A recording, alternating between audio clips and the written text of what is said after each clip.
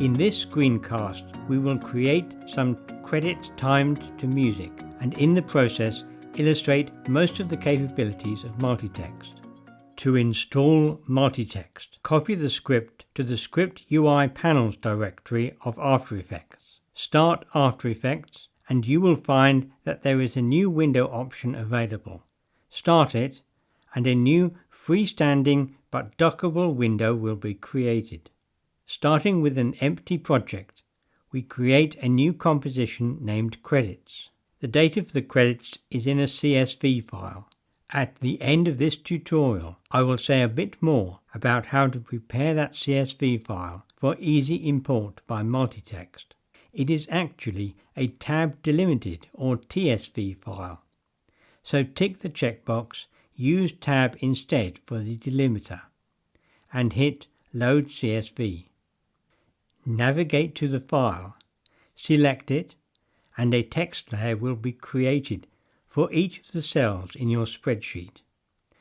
The names are in a separate column of the spreadsheet, which will make it easy to select either all of the roles or all of the names. To position the layers en masse, two nulls are provided, base and delta. I will solo just one credit to make things clearer. We want both columns to be centered on the screen, so the X distance between them is 0. The base is set to the center of the screen.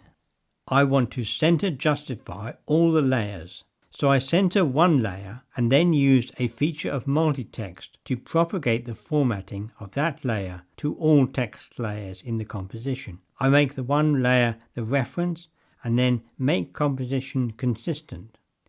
Many other attributes of the reference will also be propagated.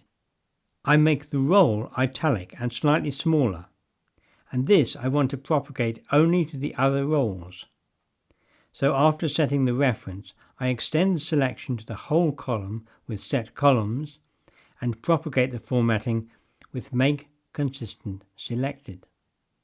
Then I adjust the formatting of the names in a similar way.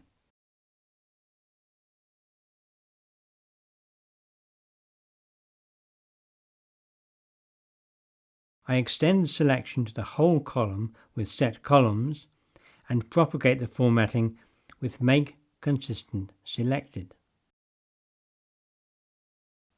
After fine-tuning the positioning of the layers, it is time to move on to making the text layers appear and disappear in time with the music. So I import the music track and put it on the timeline. Since I will try and use the automatic marker generation, I need to generate the audio amplitude layer with the Keyframe Assistant Convert Audio to Keyframes option in After Effects. Select the audio amplitude layer, play the track and create around 5 equally spaced layer markers for the main beats.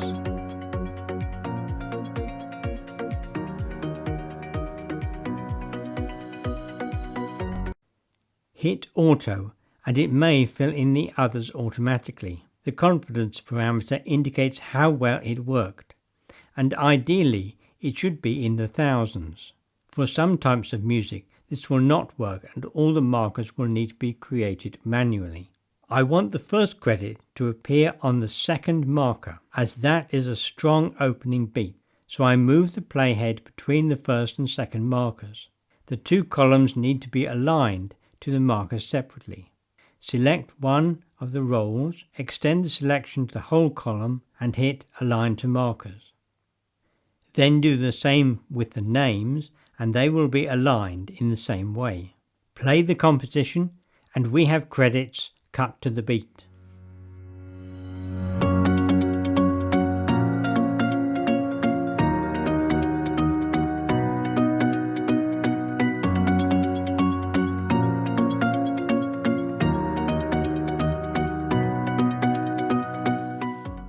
Except that we receive a late correction because the name of the system administrator has been misspelled. Now you could fix this by changing the text layer in After Effects directly, but it may be better to keep your CSV file current by editing that and re-importing it. OpenOffice is a good way to do this. Note that merge delimiters is not appropriate here, as we need to keep the roles and names in separate columns. Update the CSV file, save it, and re-import it using load CSV as we did before. MultiText will see that the text layers that it created last time already exist, so it updates the textual content only, leaving the formatting unchanged. For this to be possible, the names of the text layers must not be changed. Preparing the CSV file. It is likely that you receive the data in an email, Word document, or Skype message. Copy that data into Notepad and save with the extension .csv. Each credit needs to be 2 lines, but the email has each credit on 1 line. We can rearrange that CSV file in OpenOffice. Note that the Merge Delimiters option is useful here, as the email used multiple tab characters to separate the roles and names. Separating the roles and names onto separate lines can be done by creating a new area with expressions that index into the original cells.